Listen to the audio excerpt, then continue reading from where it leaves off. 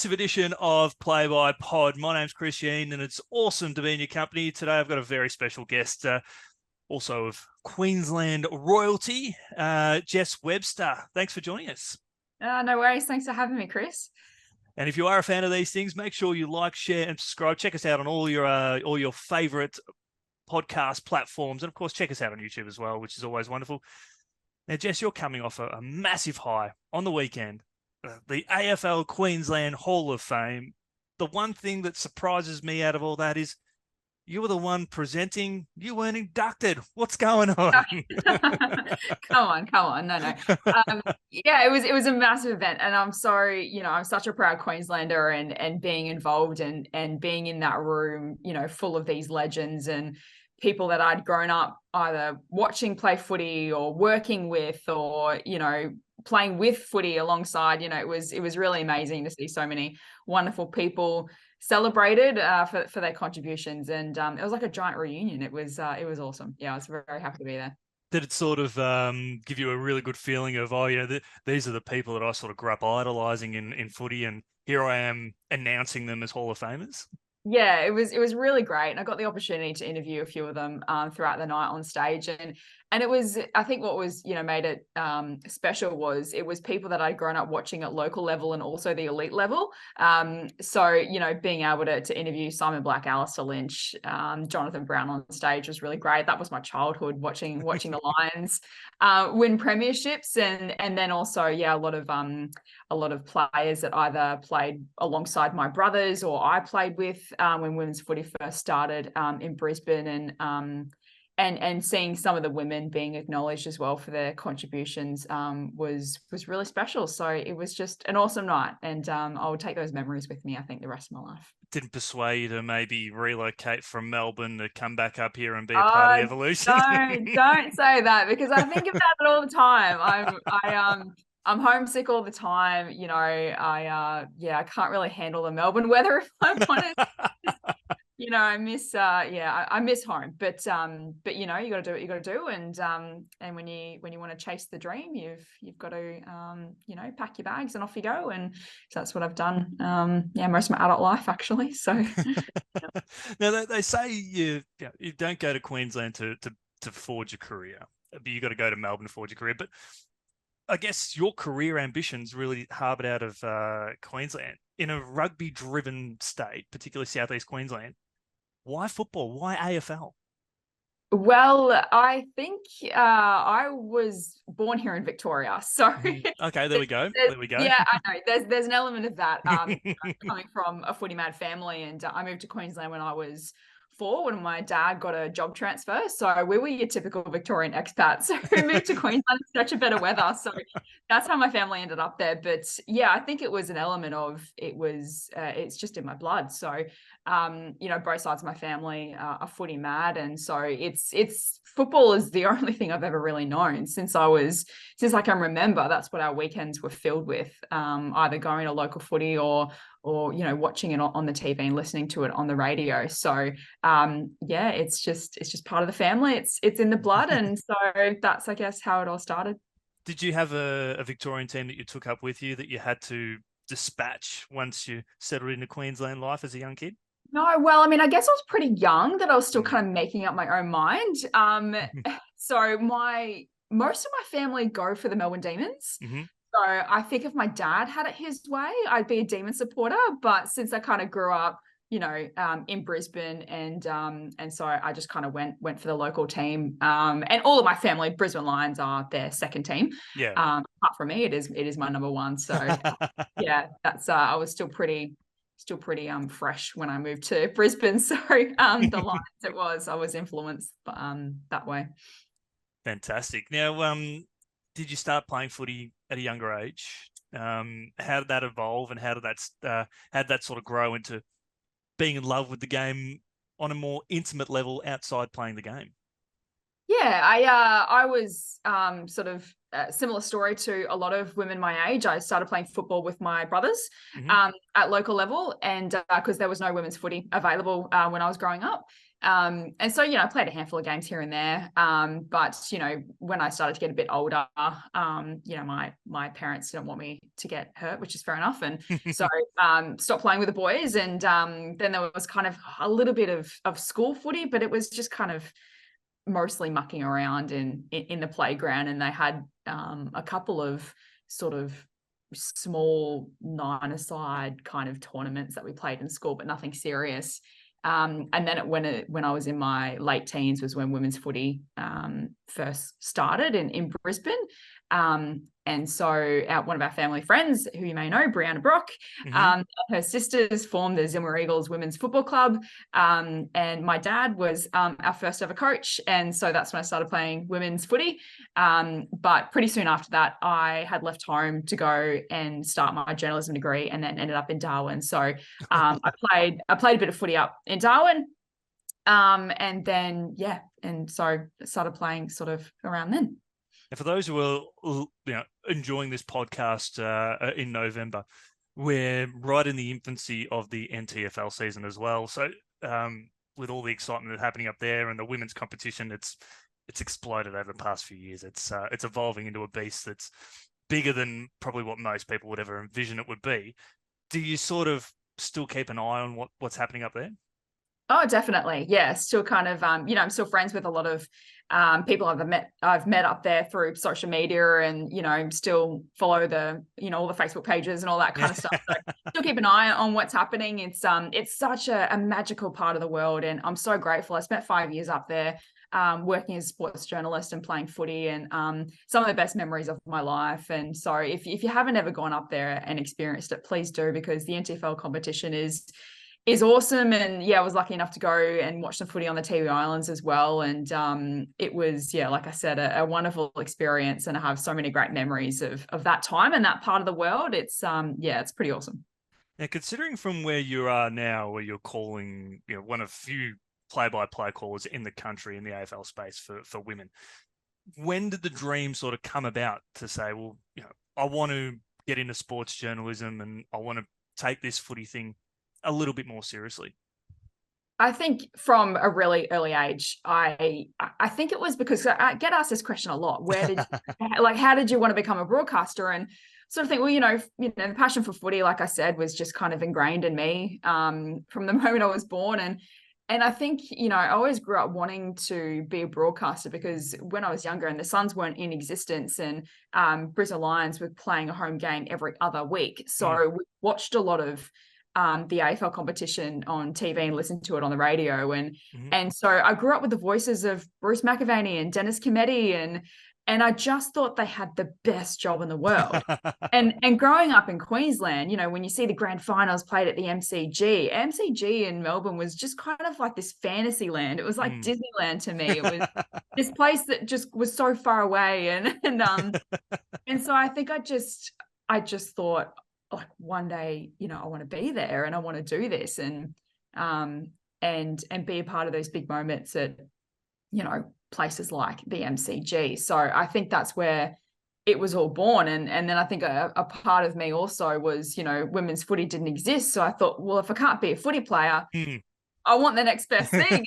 That's to sit in the stands or sit in the commentary box and commentate. So it was the seed was planted from a very young age, and I'm grateful that I get to live out a genuine childhood dream.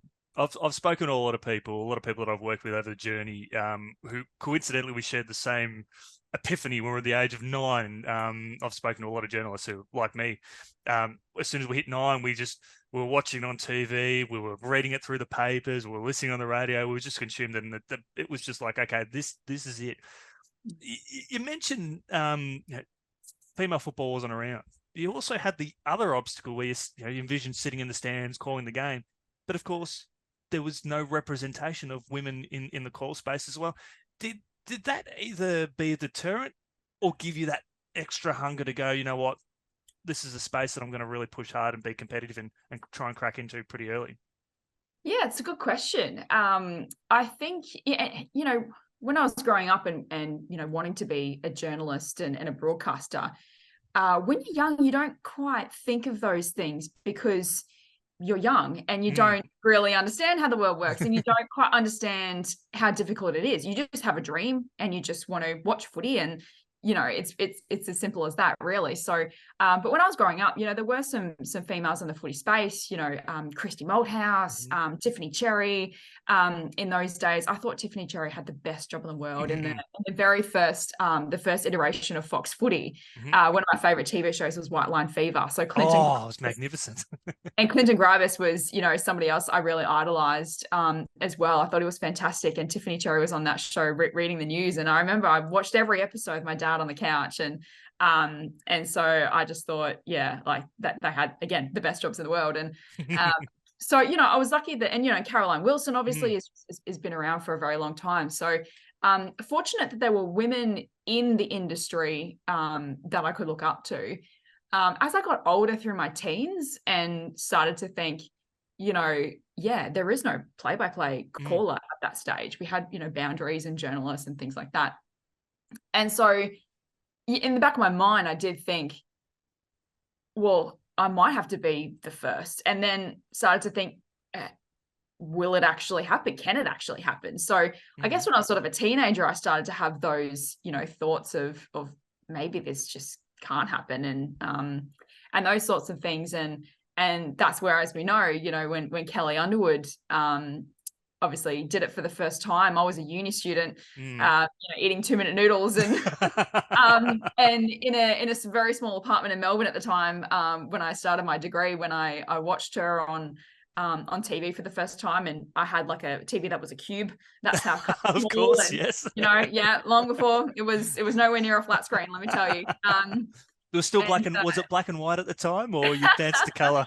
I'm not that old, but yeah, it was a very, very small TV, and I was just in awe, and that's how powerful and how impactful what Kelly has achieved and other women in the industry is that, when I saw her do it, it instantly removed any doubt in my mind that it was possible, because I thought to myself, if she can do it, so can I. And so that meant that, no matter what, I was never going to give up. And, every time I've had a bad day over the next sort of, 14, 15 years, whatever we're up to now, I just kept thinking, if she can do it, so can I. And so that's how massive her achievement and her being a trailblazer was, because it just meant that women like me were never going to give up after that. So that's how big it is. Question I have in that space, though, were there other women perhaps in the past that maybe you've spoken to over the journey that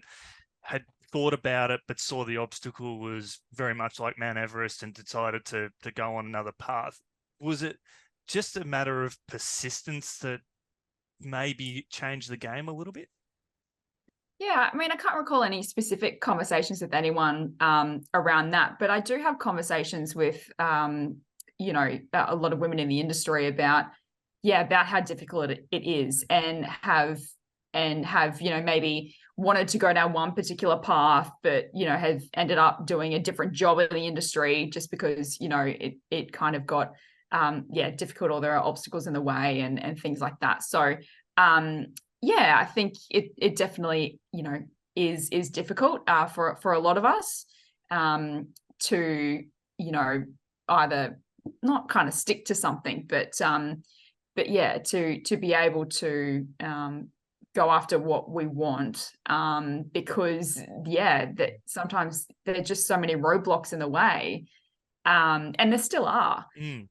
It's not easy to kind of to break into the industry, but there are certain roles that are harder to get into than others, and all of that. So you land up in Darwin, you're doing journalism, you're involved in footy up there. How are you settling in up there, and how does your love of footy start to grow in the NT? I loved it. I was, like I said before, it was such a magical time, and I was also young, and I just got my first job in the industry, and so it was just really great to be able to say, my name is Jess and I'm a sports journalist. Like it was really great. Like it meant a lot, and it was probably the first place in my life where I felt like I truly belonged. growing up in Brisbane, as we know, it's a rugby dominated state. So you're kind of always like the odd one out really at school. Like most people go, support rugby league. And but moving to Darwin, where football is just such an intrinsic part of culture and community up there, and everybody loves it. They live and breathe it. I've found my people. This is just where I belong. It's and so it made me love the game even more. And yeah, so it was a really, like I said, a really great time of my life, and definitely, like I said, made me love the game even more, made me love being a journalist and a broadcaster even more. I honestly sometimes I think I could so stay there the rest of my life. It was the best. And I was also in the early 20s and just, having a great time. So loved it up there. I've spent a fair bit of time talking with Shannon Byrne, who is one of the pioneers as well, coming through AW and heading up there. And in my many conversations with her, she just couldn't express enough about how much she loved it up there. It just seems so relaxing, and but you can easily indulge in the game a lot more than where you could anywhere else, because there's probably not as much distraction, I guess, from the game.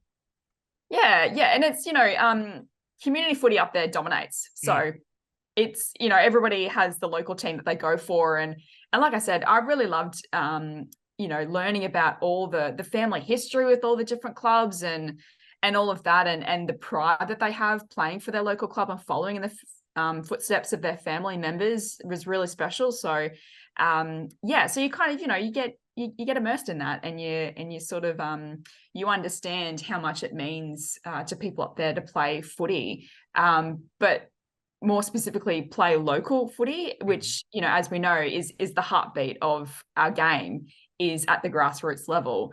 And so it was just fantastic to be fully immersed in that. I was lucky enough to travel all around the Northern Territory in my job. It was really great. You're a person that is very, very strong, very resilient, and very eager to grow and expand. When you were up there, did you sort of look at the media landscape and thought, how could I grow this? How could I make it bigger? How could I make it better? And by that stage, that was your third state that you lived in as well. Did you sort of harbor any ambitions on where you'd like to at the time take the role to sort of grow the profile of the competition that might draw some extra attention down south?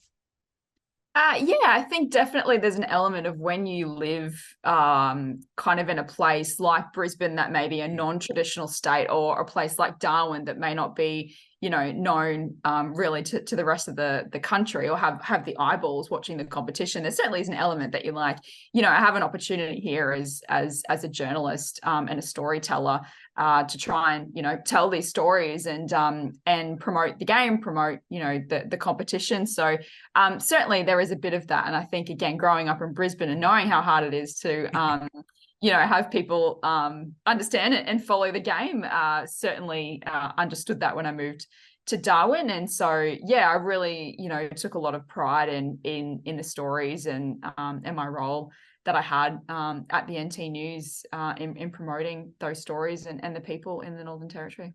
Did you do any commentary or any video stuff while you're up there, or was it strictly just print?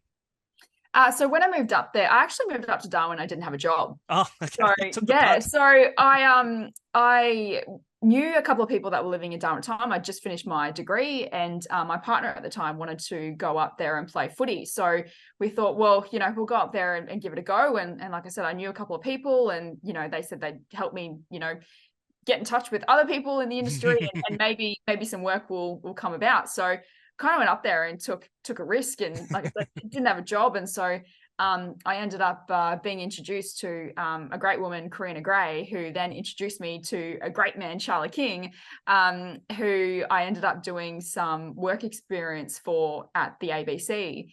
And then after a few weeks, he gave me an opportunity to be a boundary writer for ABC TV's coverage of the NTFL season. They had the rights at the time. So within a few weeks, I was so lucky that I got my first gig in broadcasting. And I remember my first game being on the boundary, and I was just sweating. You wouldn't believe. I looked a mess. Was that nerves, or was that just the heat as well? It was probably a combination of everything, but yeah, I remember being super nervous, but it was great, and Charlie King has just been, he's such a wonderful human. I could speak about him forever. But yeah, he gave me an opportunity, and it was great fun. And then kind of did that for a few weeks, and then just right place at the right time. A job came up at the NT News, and as a sports reporter, and I applied, and somehow got it, and that was kind of the beginning of that journey, and then it just all kind of went from there. I'd imagine some of your boundary work at that stage, that would have looked at that favourably, because you already started to build the connections, you started to build that profile that would have already been beneficial for the NT News anyway. Yeah, I think so. That's kind of what the industry is about. Networking and building relationships is massive. So if you can have that sort of at the forefront, you'll go a long way. So if you finish up at the NT, what happens there, and where do you relocate after that? So I was there for 5 years, and worked at the NT News, and then had some freelance opportunities on the side. So did some work for ABC. I hosted my own sports radio show on Territory FM for a couple of years, and then did some freelance work working for Southern Cross TV, just a bit of presenting and reporting on local footy. And so after about 5 years, I thought, well, I feel like I've got some experience now in print, TV, and radio, and wanted to take the next step in my commentary. And so that's when I moved back to Brisbane, and started working for the AFL, where I was media and communications manager for the NEFL competition. And then, I pretty soon after I moved back to Brisbane, I met Quentin Hull at the ABC. And said, I want to be a play-by-play. How do I make this happen? I'd done a little bit of it in the NT, but back in those days, again, I'm not that old, but technology has come a long way, and so it's been 10 to 15 years. So I'm old in technology years. But live streaming and things like that were in its infancy, and so there was a bit of opportunity to kind of jump in and commentate local footy, but these days there's so much more opportunity. So kind of done it a bit in NT, but wanted to make the move to Brisbane, try and take the next step, and try and break into the AFL level. And so met Quentin Hull and pretty early on, and said, hey, I want to be a commentator. And he said, right, well, send me in a tape and come into the ABC studios, and I'll have a listen. And he was another one along the way who has been a fantastic mentor for me, and he basically taught me how to call play-by-play. And so we went in there, and then after a couple of years, I got my opportunity to commentate in the men's AFL competition for the first time, while I was commentating locally in the NEFL. I do have to ask, because it's a bug that a lot of those in the play-by-play space, just sometimes it's unexplainable. But why play-by-play? Why not special comments? Why not presenting? Why not boundary? What drew you specifically to play-by-play? I think it goes back to, again, like I said earlier, growing up and listening to people like Bruce McAvaney and Dennis Cometti. I mean, I just wanted to be them. I don't know. I just think I just naturally gravitated towards it. I think at the core of what I do is I'm a storyteller. And so I think there's an element of being a play-by-play where you are telling the story, and you're connecting footy fans with some of the best memories of their life, and so having that responsibility and having that opportunity to be able to enhance a moment and tell a story, I think is what I just have always naturally gravitated towards.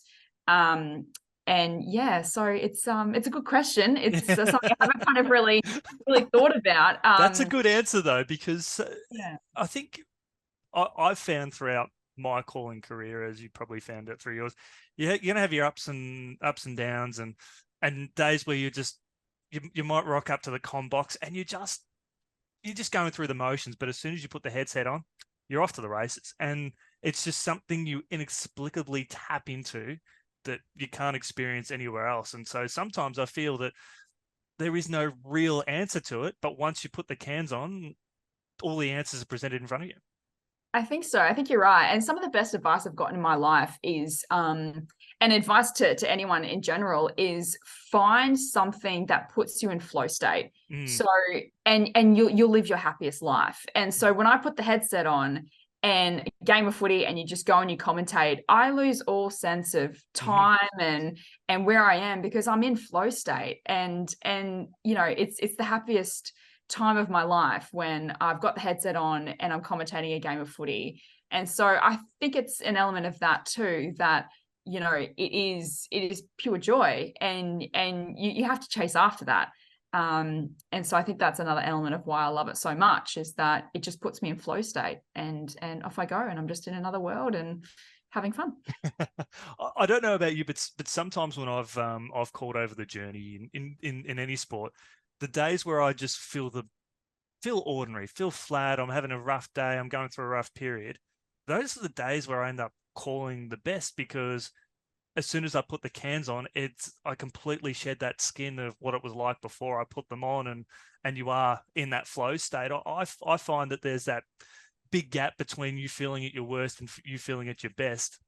And sometimes that actually brings the best out of me. I don't know whether you've had some off days where, you know, something's happened at home or you're just not feeling confident, but as soon as you put the cans on, all of a sudden a game of footy breaks out and you end up calling a pretty good game of footy. Yeah, football has an amazing ability to turn around your day. I think so. I mean, I guess if your team loses, that's probably only going to add maybe to your troubles. But yeah, as a commentator, you're absolutely right. It can. I don't know though if it makes me commentate better. Yeah, I'll have to kind of, you know, keep track of that, I think, if I have a bad day, and then kind of review it afterwards and go, was it because I had a bad day? But definitely as a way, I will forget everything that ever, you know, has given me issues throughout the day. Yeah, it'll turn around my mood. It'll turn around my outlook on everything going to work. So yeah, and I'm lucky too. I get to work with some really fantastic people. So you get to go to work and pardon me, and hang out with your mates and have a good time. So yeah, like I said before, it's the best part of my day. So something I resonate that you've said that I can relate to personally as well is, I'm like you, I love storytelling, but storytelling at times can become a detriment to my level of preparation with how I get ready for a game of football. I find that I could produce all the stats and pages and pages of stuff that a lot of the best callers in the country do. But at the end of the day, with that storytelling drive comes over the top of you, you discard the notes and you just become so more immersed in telling the story of the game.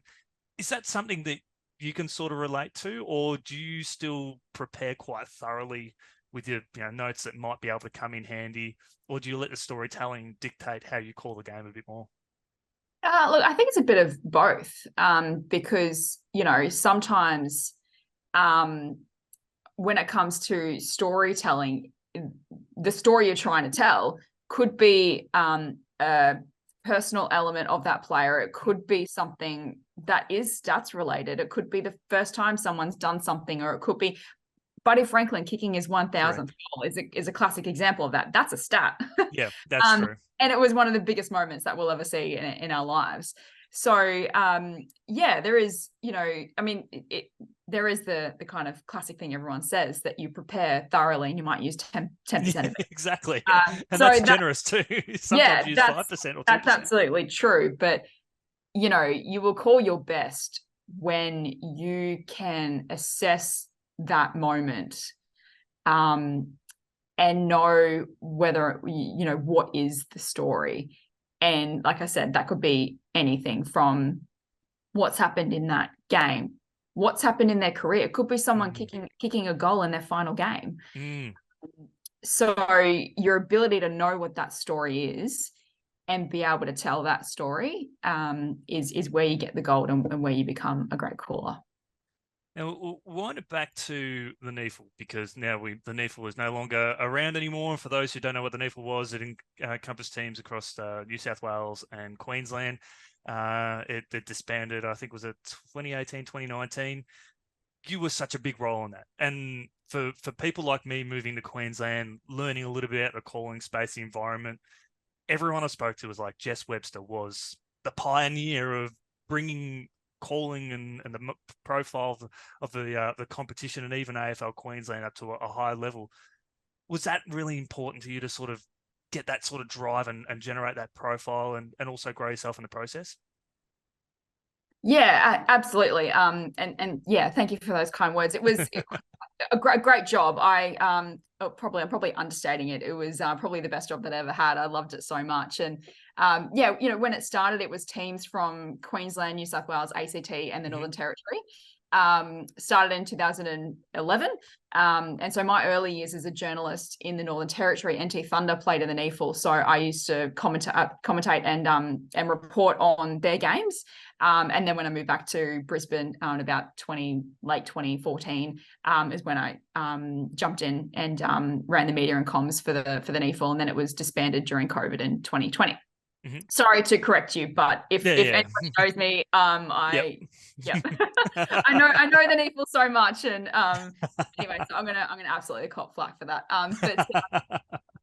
But yeah, to answer your question, like we spoke about before, growing up in Brisbane and it being a rugby dominated state, and loving the game of Aussie rules so much, and you want more and more people to know about it, you want people to love it as much as you do. So that definitely did drive me, was growing the profile of the game in the northern states. And that was pretty much the reason why the NEFL existed, was to grow the game in the northern states, to improve the talent pathways, to get more people playing the game and involved in the game. And so, like I said, I absolutely loved it. I threw everything at it. And yeah, it was the best job I ever had, I think. Yeah, I could sense it would have been exhausting too, because there was so much that you could do and so little time in the day to be able to do it all. And that's a testament to what you've been able to achieve and chasing that dragon and really growing the profile. But it would have been a pretty taxing period as well, I'd imagine.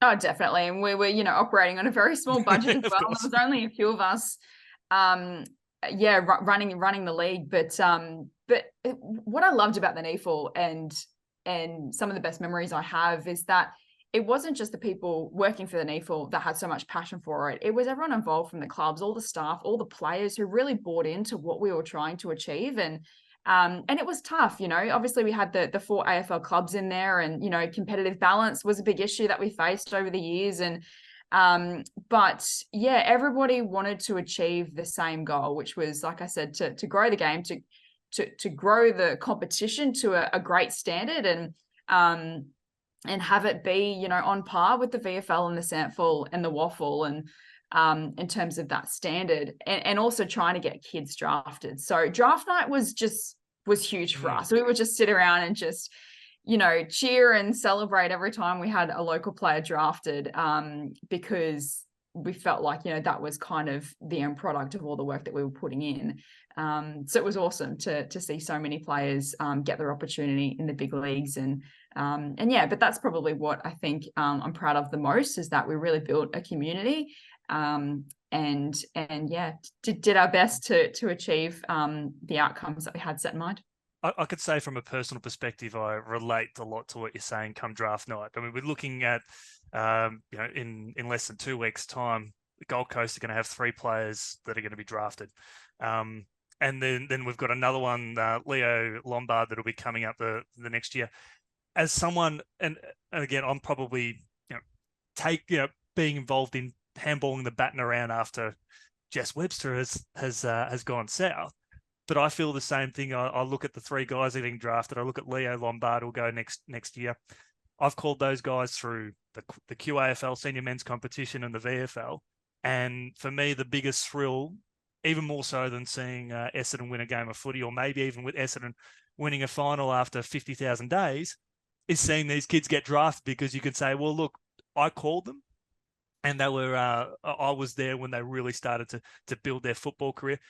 Were there any players that you sort of watched that you called a fair bit of through the NEFL, through Clubland, and they got drafted, that you had that sort of sentimentality for when they did get picked up by the AFL? Oh, absolutely. And you're right. I don't know exactly why that's the case, but when you see a kid coming through, and like you said, there's so much pride that I have that, either commentated or watched them play in the NEFL and see them, go on to bigger and better things. And There are so many players. If I had to try, off the top, players like Eric Hipwood. I watched him play when he was, in the Lions Academy, when, before he got picked up. And also the other thing with AFL is that when that competition started was around the same time that all the Northern Academies started. So that was obviously, then they had a competition to play in. So probably one game that stands out for me, 2014 AFL Grand Final, one of the most iconic Grand Finals you've ever seen in your life. Aspley taking on Sydney up in at Aspley's home ground. Aspley won with a kick after the siren. It was ridiculous. It was awesome. In that Sydney Swans team, they had, I think, 16 AFL listed players, which was the limit. A future Brownlow medalist called Tom Mitchell was running around and won the best on ground medal. Sydney's top-ups, a couple of kids called Isaac Heaney and Callum Mills were playing as top-ups. Wow. So, and before they got drafted. So Isaac Heaney went that year and Callum Mills was only 16. So I think he was picked up the next year off memory. So they're running around as top-ups wearing jumper number 56 or whatever it was. So a lot of, there's a lot of players that came through the state league pathways and went on to bigger and better things. So so many memories. And it's still kind of like you watch them in the AFL and you just think, wow, I can't believe that, I once saw them play when they were 16, 17. Do you sort of still follow them a little bit too? Now with your calling career that has taken off do you sort of gear yourself up for that? And look, I'll use one example. I'm wearing a Riddle Umpires top for those who are. That was where I sort of grew up in Central Victoria. One of the first grand finals I umpired was Zach Guthrie, who played with Sunbury Lions under 12s. He was best on ground, in my opinion, in the losing team. I couldn't give it to him because his team got comprehensively beaten. First AFL game that I called, it was his 50th game. And for me, that was personally, because I'd followed his career once he got drafted, because I umpired him that one game. I was more excited about calling his 50th game than I was making my AFL debut. Was there any sort of players like that where you're like, I can't wait to call them, and you sort of gear yourself up for that, bigger than the game itself? Oh, definitely. Yeah, I think so. Probably one that I think, again, just kind of off the top of my head, because there've been so many, but Oscar Baker. So he came through Brisbane and through Aspley Footy Club, was picked up as a mature age draftee. And I didn't call him when he played for Melbourne, but this year when he crossed to the Western Bulldogs, and again, I don't know, it was round 3 or 4. It was just a random round. Yep. It wasn't his milestone of any kind, but it was the first time that I got to commentate Oscar Baker playing in the AFL. Oh. And so just knowing that, again, comes from my local club. He was coached by my brother and played in the NEFL and all those sorts of things. And I know a bit about his backstory and how hard he had to work to get his opportunity. It was really special to be able to call him playing at the elite level and see him living out his dream. So there's definitely just a lot of players like that that you see come from, community footy or state league pathways that, holds a special place in your heart, I think, when you're commentating them. And that's the art of storytelling too. And because you've been involved in football across so many levels, and you get a taste of it from the bottom up, and now you're sitting at the top level. I mean, there's an element of career progression, but I think there's an element of deeper appreciation because you have been there at the ground level, putting the lines around the ground, so to speak, particularly in the media space. I guess you have that appreciation for it, much like what the players have done with that particular journey. Yeah, I think so. Like I said, I'm really, really lucky to be able to do what I do, and I'm proud to have, I guess, got my foundation at community and state league level, because I think it makes me appreciate where I am a whole lot more. So I'm really, like I said, thankful and grateful for all the experiences that I've had, in Darwin and Brisbane, now here in Melbourne. And I absolutely love what I do, and just being a part of this great game at all levels. And it means a lot to me. Two key things I want to touch on. You get the call up. You're making your AFL debut on radio. What's that like? What's the week like leading up to that? And what was the reaction like when you got the phone call, the text, or however it sort of come through? And then what was it like on game day for you when you got that call to do your first radio game? Yeah, so I remember the phone call. Just absolutely couldn't believe it. I think a few weeks prior to that, or earlier in the season, it was Quentin Hull who sort of flagged it and said, "Hey, like, you know, keep going, you keep commentating in the NEFL and keep practicing because there might be an opportunity for you during the season." And I'm like, "No, there won't." You've heard that before. No, like that's absolutely not going to be the case. As much as I would love to, and it's an absolute dream. You know, I'll believe it when I see it, kind of thing. Exactly. You just don't think. You know, or almost kind of there's probably a part of you that doesn't want to believe it because you want it so much. Mm-hmm. And then when I did get the phone call saying, "Yep, you're in," I was in shock. It was a pretty quick phone call, and then I immediately called my brother Daniel. Mm-hmm. And I got the phone call when I was in the car park at Chermside Shopping Centre on my way to, I don't know, shop for something. And yeah, called Daniel. So I was in the car park and I was just fighting back tears. Oh. And I don't think I fought them back very well. I think, I started crying. But that was, again, a pretty quick phone call because I just would have absolutely lost it in the car park.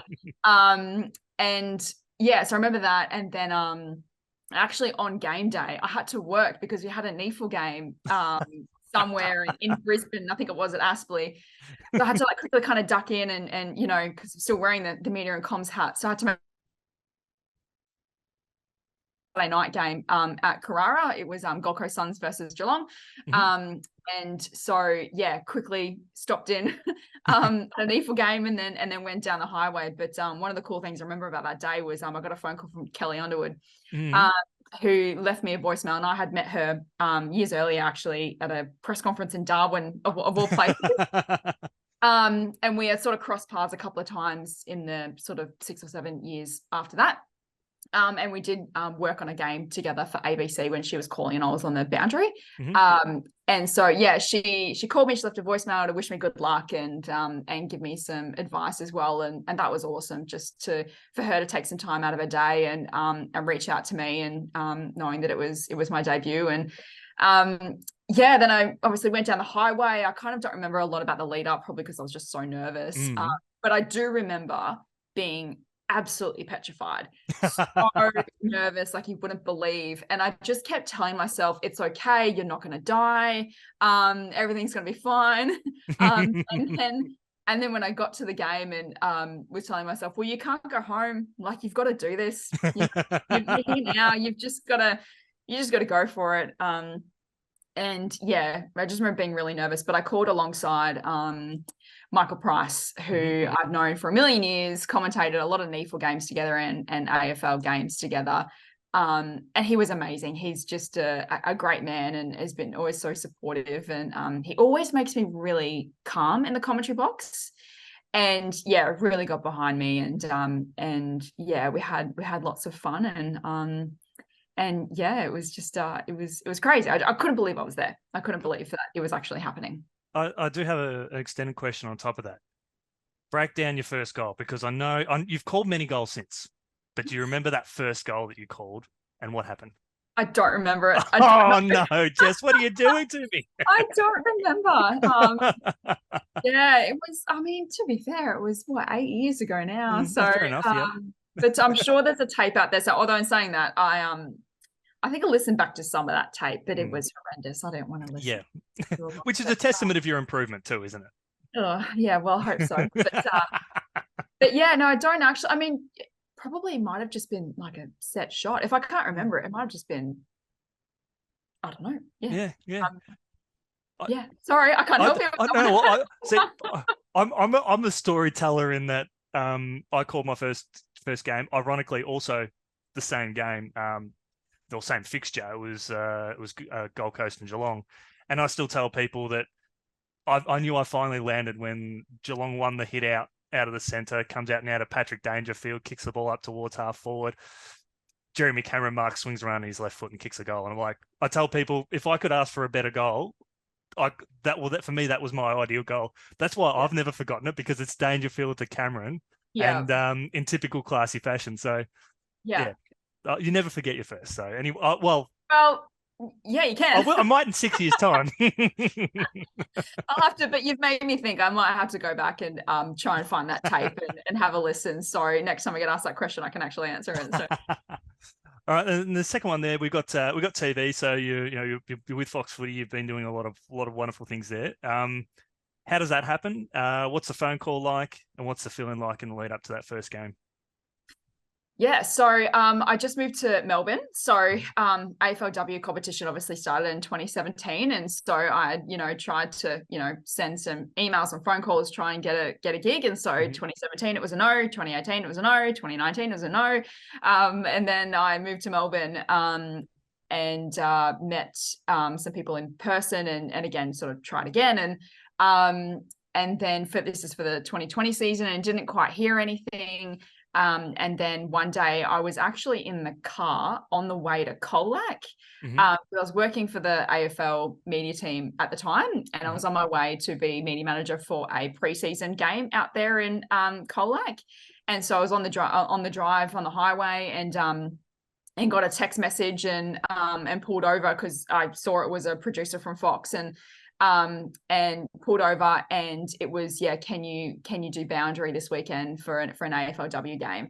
And I just lost it. I can't believe this, because I'd had a bad day, and just having everything turn around was incredible. So went to Colac, did my thing, and then on the way home again, called Daniel. He's always my first phone instead of making my debut this weekend, and on the boundary. And what was crazy about that day was it was a Sunday. It was at Whitten Oval. And we kind of heard of this virus thing that was kind of going around at the time, but we thought, we're just Australia. It's, not a big deal. not a big deal. So I did boundary on the Sunday. On the Monday was when the pandemic was declared. And everything changed because we were stood down from the AFL. Obviously, that was when the AFLW competition went straight to finals. Because it was like round 7 at the time. Went straight to finals. Channel 7 had the rights, so there was no more work for Fox. I ended up losing my job at the AFL, and that was the last game I commentated for the rest of the year. So I didn't commentate a game for 12 months because just, lost all those opportunities, and obviously it was chaos. So it was crazy to go from such a high and then literally the next day have everything taken away from you. It was it's hard to describe. And so that was me for the next 12 months. I didn't really work after that. It was wild. I should have sent you a text message going, hey, if you can sneak over the border, we're business as usual here at AFL Queensland. I tried. Well, I mean, that was the really devastating thing about 2020 was, I had flights booked, and then they'd shut the borders. And so I got stuck in Melbourne, and then obviously the AFL season moved to Brisbane. And that was honestly one of the hardest times of my life. I stopped watching football for the first time in my life because it was so devastating to be stuck in Melbourne, not be home, but then have football being played at home and not being there. It was really difficult, but we all got through, and we're here now. So it's all good now. And now you're a prominent fixture of the Fox Footy team, which is super exciting. Which leads me to this week's Game Changer Spotlight, where we sort of look at we pick out a key issue each week during the podcast, and we highlight it, discuss it, and pick it apart. We've already touched on it briefly already, but what are some of the challenges that you find with females trying to break into the AFL play-by-play space? We mentioned about obstacles. What are some of those obstacles that aspiring female commentators sort of have trouble with trying to break into that space? I think it's important to acknowledge, first and foremost, that it's difficult for anyone to break into this industry and to do play-by-play. It's a highly specialized skill in a highly competitive industry for limited spots. So, and then I guess the challenges for women is that those limited opportunities are taken up mostly by men. So the barriers to entry are already so high. And then once you get in and you start commentating play-by-play at any level, really, the challenges around proving that you belong there, getting the respect of your colleagues and also the footy fans watching and listening to you. So yeah, there's those kind of challenges. I think firstly getting in, but then kind of proving that you belong there is probably some of the big challenges. But I've been really fortunate in my time that I've worked with some amazing people who not only have supported me and given me some opportunities along the way, but have invested in me to help me be better at my craft and develop as a caller. So for that, I'm really grateful. Does it become more about just becoming the best caller that you can be and continuing to work on that craft and finding avenues to work on that craft and then present that to a Quinton Hull that will listen back and just they listen to the content, not necessarily the voice, and go, yep, that's what we want to have showcasing our game? I think it's about what you can control. So what you can control is being the best caller that you can be. And dedicating time to your craft and improving where you can. The rest of it you can't control. You can't really control what people think about you. Whether or not you get opportunities, largely it's not your decision, it's someone else's.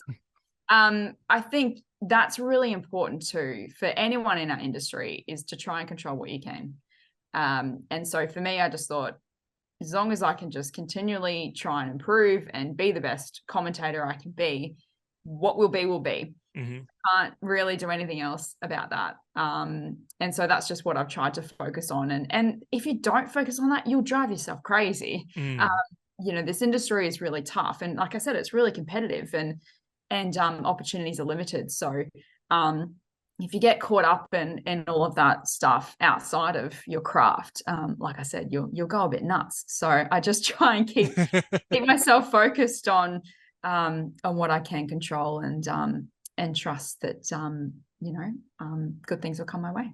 And what sort of good things may come your way in the future? Are we going to see the landscape change a little bit where there might be more opportunities for you and other women looking to try and get into the AFL broadcast space in the future? Yeah, I think it's a really exciting time in that, we are seeing a lot more diversity in broadcasting and in the industry and in all ways. So whether that's commentating or reporting or analyzing all that kind of stuff. And I think the other thing is that the parallel with this is the growth in women's sport in general. We have to look at the Matildas and the numbers, the viewership they're bringing in, and also like women's cricket's flying. Obviously, the AFLW is. So it's a really great time, I think, that not only are we having women in media roles, but the growth and interest in women on the field is also increasing as well. And so that to me is a really cool thing to be part of and witness. So I think, we've come a long way. We still have a long way to go. Absolutely. Because like I touched on before, it's one thing to be seen. It's another to be heard, and be a trusted voice in sports media. But we're getting there. And I think that the future looks really bright and, it's something that I'm really proud to be a part of. And it's pretty cool. I think when I go to work and I see so many other women there, and I made a comment to one of my mates not too long ago that it makes me really happy to think for the next 15 years I get to work with some really cool women. We get to grow up in this industry together and move forward together, and to think that I can hang out with some pretty cool people for however long I'm lucky enough to do this. That's pretty cool. And perhaps in the future as well, we may end up seeing more women lead the way in the play-by-play space on grand final day. Like, is that something that you still sort of had that drive to do? Is that the end goal for you, or is the end goal to try and maybe open the door for others along the way? I think it's a goal for most commentators to commentate a grand final. Yeah. I think it's a dream for a lot of us. So absolutely, it's a dream. Whether or not I'll get there, who knows? You're in the right spot to do so. Let's be fair. Yeah, look, we'll see what happens. I mean, like I said, that would be the ultimate dream. And yeah, but I think, the older I get and the more that I'm in the industry, for sure you want to kind of do what you can do to help the next generation come through and make sure that you're playing a role and providing a really supportive environment, because I think that is so important for anyone coming into the industry. You want to enjoy, where you work and what you do, and so if I can play a role in that to help, young broadcasters come through, male or female, I think that's really important, and yeah, something that I'm sort of proud to contribute to.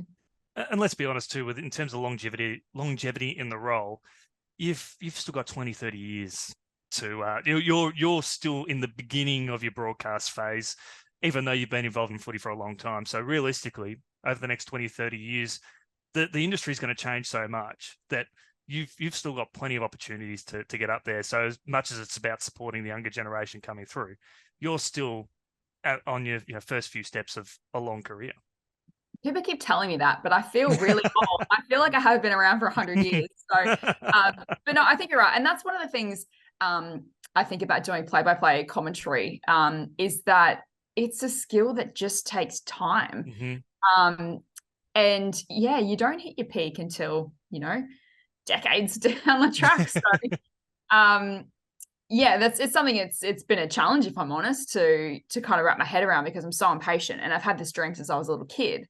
And so you just want everything now, and I'm very, very impatient. But yeah, it's definitely, you're absolutely right. It's I am still young in a broadcasting sense. So that's something that I also have to keep in mind as well when I get frustrated and things like that, is that hopefully I get to do this for the rest of my life, and so I've got plenty of time ahead of me, and it's just about trying to enjoy the journey along the way. Well, I will say you speak about being a trailblazer to open up other doors for other people, as other women in the industry, much like Callie has for you.